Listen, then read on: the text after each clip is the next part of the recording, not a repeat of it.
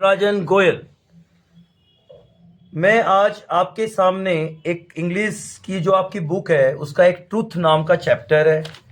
ये चैप्टर आपका बुक्स का 22 नंबर चैप्टर है। कितना? 22वां नंबर चैप्टर। और the name of the poem is Truth. This poem is written by Barry Bade. Barry बैडे।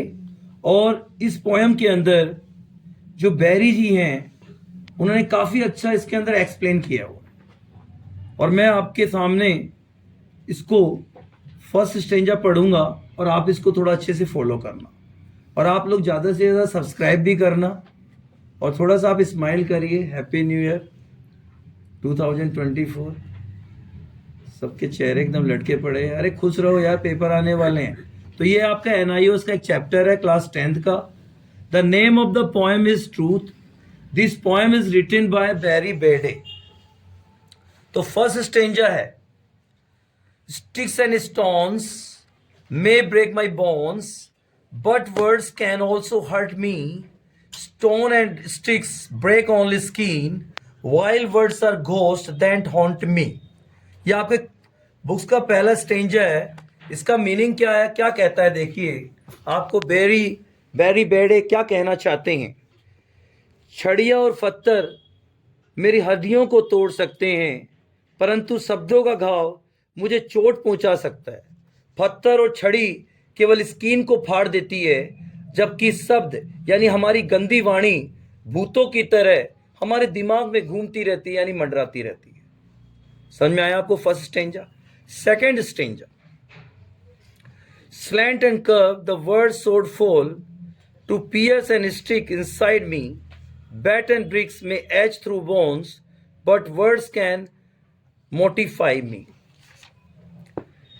तिरछी और टेढ़े मेढ़े शब्द, तिरछे और टेढ़े मेढ़े शब्द रूपी तलवार शरीर को चोट करके मेरे अंदर चुभ जाती है। यानी जो तिरछी और टेढ़ी मेढ़ी तलवार होती है, यानी कहने का मतलब है कि तिरछी और टेढ़े मेढ़े जो शब्द होते हैं वो तलवार की तरह मेरे अंदर चुभ जाते हैं।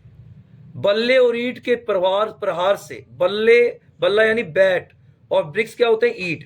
तो बल्ले और ईंटों के प्रहार से हड्डियां दर्द करती हैं यानी दुखती हैं परंतु शब्दों का घाव मुझे जलील यानी दिल तक चोट पहुंचा जाते हैं। यानी कहने का मतलब है कि कोई हमें गाली दे तो वो हमारे को बहुत बुरी चुभ जाती है। Third स्टेंजर, pain from words has left its scar on mind and hurts that stranger cut and bruise now have healed. It's words that it I remember.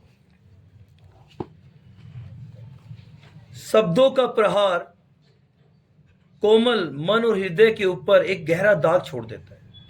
शरीर का कटा हुआ भाग यानी घाव तो फिर भी भर जाता है, खरोचे भी ठीक हो जाती हैं परंतु शब्द दिमाग में रह जाते हैं। यानी शब्द भूले नहीं जाते और वे दिमाग में एक मेमोरी के तरह याद हो जाते।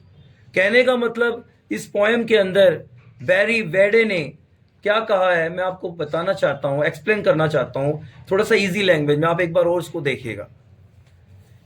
यहां पर पोएट क्या कहता है कि जुबान तलवार से भी ज्यादा तेज होती है।